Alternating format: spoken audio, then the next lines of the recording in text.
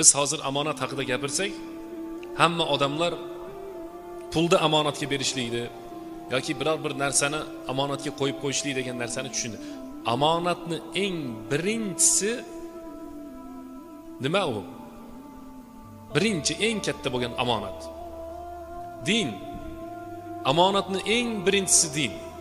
Hozir mana sizlar eshitib o'tiribsizlar yoki mana ko'rib turgan odamlar, ular bir narsani eshitganlaridan keyin yoki ko'rganlaridan keyin ularni bo'yniga omonat bo'lib yuklandi. Payg'ambarimiz sollallohu alayhi vasallam hadisda aytadilar: "Ballighu anni walau ayatan." Mendan bir oyat eshitgan bo'lsanglar ham boshqa odamlarga yetkazinglar dedi. "Wattaqu minan nar walau bi shiqqi tamr." Yarimta xurmoni ehson qilib bo'lsa ham do'zaxni o'tidan ehtiyot bo'linglar dedi.